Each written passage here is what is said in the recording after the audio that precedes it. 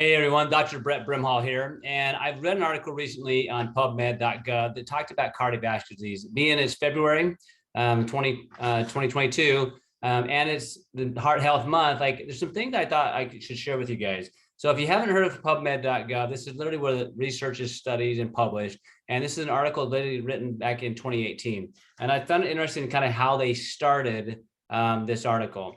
And they said this, says numerous clinical trials suggest that we have reached a limit in our ability to decrease the incidence of coronary artery disease and cardiovascular diseases with traditional evaluation, prevention, treatment strategies of the top 5 cardiovascular disease, which are hypertension or high blood pressure, diabetes, dyslipidemia, which means the lipids or your blood fats are off, obesity, and smoking. So they're saying, hey, the top main things, diseases, like we've reached our ability to reduce those with our current strategies we're using. And so it kind of goes on and it talks about the reason for this is there's a lot of gaps missing in what we should be doing. And they go on and they talk about basically that there's a lot of different things that cause issues with heart disease. And I've kind of listed some of those things out, but there's a lot of different things. And it really boils down to the effect that it has on our bodies are 3 things. It creates inflammation, it creates what's called oxidative stress, and it creates what's called an immune dysregulation. So really simple, okay? Inflammation, on fire. So there are things that you do that put your body on fire, and specifically your cardiovascular disease. So some of those are diet. Some of the things that add a lot more oxidation, like smoking, lack of sleep, too much stress, that all feeds forward this cycle. So when you get inflammation, things are on fire. When that happens, you get oxidative stress, which means you're aging faster. All right. So grandma's always said, eat your fruits and vegetables, which is great because those are antioxidants like vitamin C, selenium, and zinc, but it's not near enough to keep up with the damage that's being done. And the third is immune dysregulation. That might be a new concept for some of you, but here's what happens. Like literally when let's say you get a cut on your leg, your immune system goes to work to protect it, to create a barrier, but also start healing that up. Well, the same thing is true in your cardiovascular system. So when there's an injury or an inflammation, the immune system is then rallied to say, hey, look, we need to make sure that this is walled off and we need to repair it. Now, what can happen though, is that regulation of managing the construction site, it gets out of hand and it could feed forward cycle. So you have now an immune system that's dysregulated, causing more damage, which creates more inflammation, which creates more oxidative stress, which then feeds forward that whole cycle. So what the article kind of boiled down to is said, look, we need to do different things. We need to have a different way of looking at this, and we need to look at a bigger picture in order to make sure we're addressing other issues that we're not addressing that will allow us to help prevent. Because literally saying 80% of this stuff is preventable, 80%. Right? But with the current way in which we're doing it, we're not focused on prevention. We're focused on treatment. All right. So there's always that whole list of to-dos and not to do. So the funny thing about the to-dos, not to do, number one, if you think of the diet, it can be a good diet or a not to diet. All right. Or exercise, it can be good exercise or too much or not enough exercise. It could be the vitamins, minerals, or activators, or maybe not taking anything, or you're taking the wrong ones. Enough sleep or not enough sleep, some water, no water, or plenty of water, and stress management. It literally boils down to those couple of key things. So what I want you to understand is that you are right now in your health based upon what you're currently doing. And sometimes you haven't been taught the whole story. And so I wanted to tell you when I'm working with people, there's things that I do every single day to help improve the opportunity for their body to heal. Because really the magic isn't a physician. The magic isn't what the physician does to you. The magic is not even what a nutrient does to you. The magic is what your body does when it gets what it needs. Like it's always trying to move towards health. Now, unfortunately, a lot of times we're doing the things that are making the body not have the opportunity to heal. So I'm going to break those 3 things down when it relates to inflammation, oxidative stress, and immune dysregulation, and what you can do. Going back to the to-do and not to-do list, remember, diet can be either good or bad. Exercise can be either good or bad. And I don't mean good or bad as you should or should not, but like the types and the amounts, okay? Sleep, vitamins, minerals, supplements, water, and stress management. All right. So when it comes to inflammation, everything that you breathe in this air, you have to have oxygen, but there's a lot of other products in the air that literally can create more inflammation. Okay. When you exercise, you get that lactic acid buildup. Well, that's inflammation. Okay. When you're eating certain foods, it can lead to inflammation, right? When you're not getting adequate sleep, your body didn't have adequate time to repair, that leads to inflammation. Some diets that are super high in what's called hydrogenated oils, high amounts of sugar, those all lead to inflammation. So the way you turn the fire down is you do less of those things that create fire and more of those things that would put the fire out. So when it comes to inflammation, diet specifically, let's take, for instance, one thing they talked about was called diabetes, right? So when a person has diabetes, there's more inflammation, right? And the marker that they look for is called hemoglobin A1C. It's a measure of how much damage happens to the blood. And the higher that number goes, the more mismanaged the blood sugar is. All right.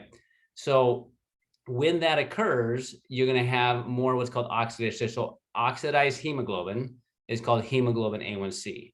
All right. So oxidized fats, they call it oxidized LDL, which is a part of the cholesterol, the molecule, the fat molecule in the body.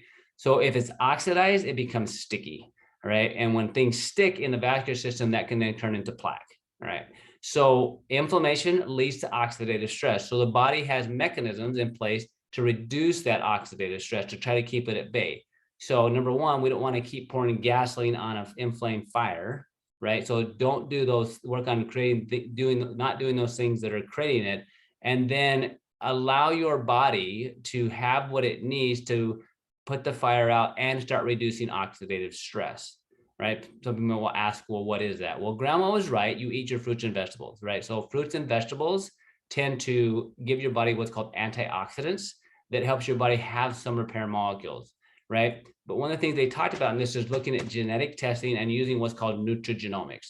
Nutrigenomics is the science, there's a whole genome project that happens, so we know what the genes look like. The next wave of medicine is we're trying to understand, hey, with the genes that we have, what can we do to promote health in what those genes do, right? So they look at specific pathways in the body that they can optimize, right, through foods, through diet, through technology, to activate the body to heal in the proper way, right? What we know about diabetes, people that struggle with diabetes heal slower.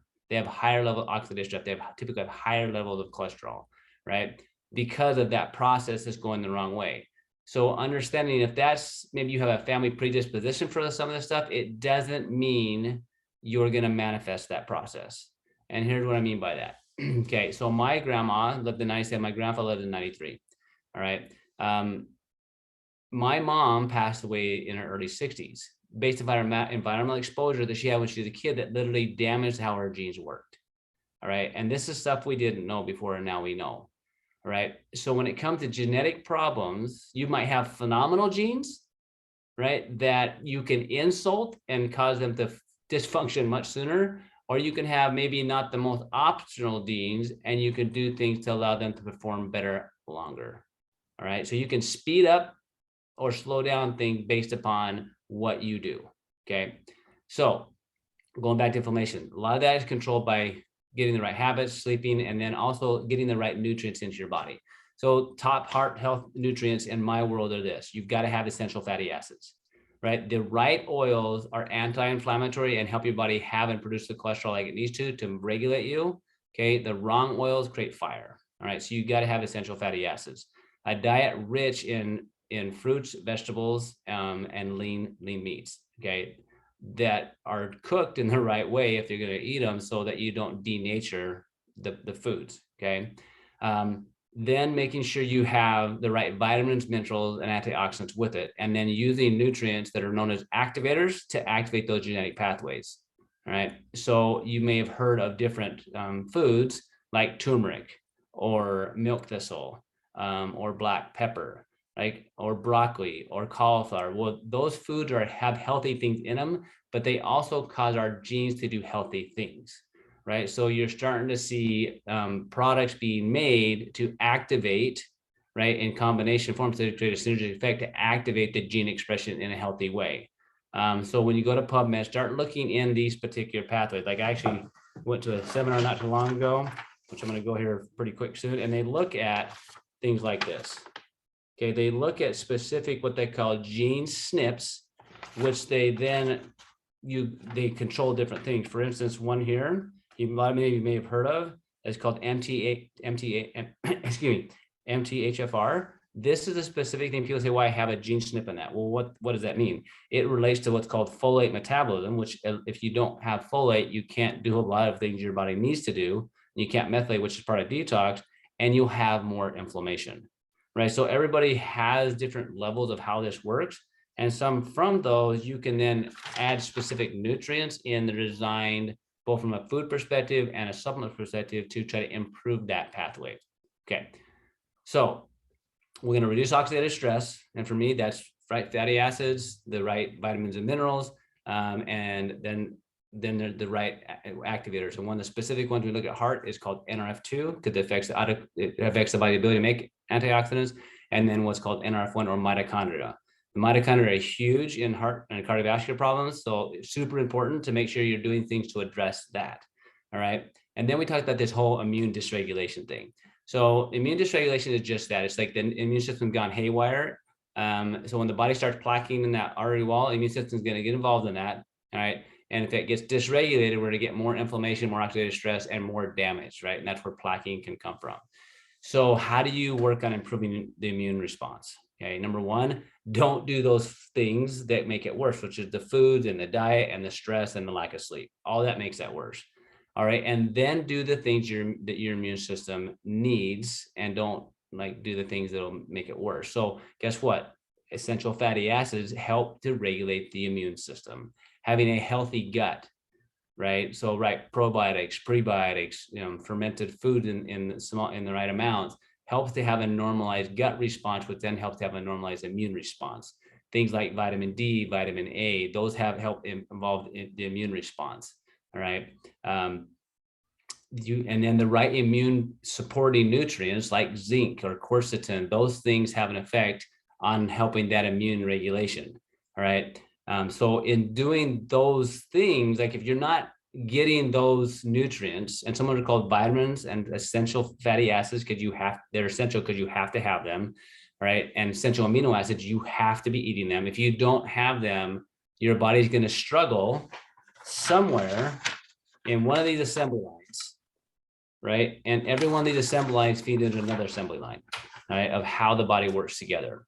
Right. So with my family history, there's plenty of cardiovascular disease in my family. Really not much cancer until my mom, right? Which came from environmental exposure. So even though she had phenomenal genetics, environmental exposure damaged her genes. So with me and my own family, my kids, we do things daily in order to try to help the body have what it needs to have to offset the things that we don't even know exist.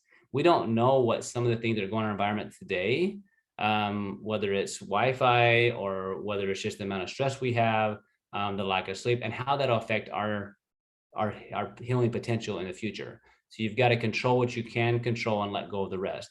But start looking for technology differences that and how and which nutrients are made. You just can't go to Amazon, guys, and think that every vitamin D is the same. Like you just can't go to Amazon or Costco or wherever you get your nutrients and think that they're the same. So I personally don't want you to buy the cheapest and the biggest bottle of things. Like I want you to get the results you want. So I want you to ask the question of when you're taking a vitamin, mineral, or eating food or going out to eat or whatever, good, better, best, based upon your budget. So if you go to a restaurant and maybe it's fast food, hopefully it's not, what would be the best option for your health's sake with the finances and the situation you're in, right? And make that decision, because everything that you put in your body, everything you allow to go into your mind will affect your health in a positive way or a negative way based upon what you do.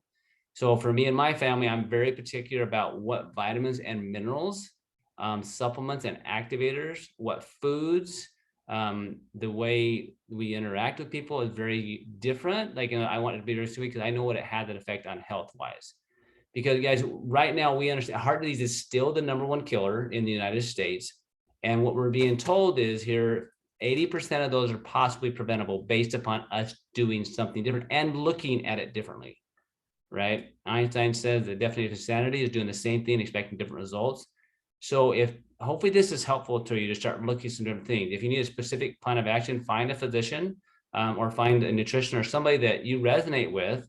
They can help you start going through that process of eliminating the things that are necessary, adding in the things that are appropriate, and even specific to you. Not everybody's the same, okay, in what they need, right, based upon a deficiency. But there are key things that everybody should benefit from if they're a mammal, right? And that goes back into nutrigenomics and activation of specific pathways that are that God's given us to help us, designed to help us handle the environment we're in. So if you have specific questions, reach out. Please share this with your family and friends. If you like it, like it. And if there are other questions you have, other things you'd like to have a little more conversation about, let me know. Talk to you soon.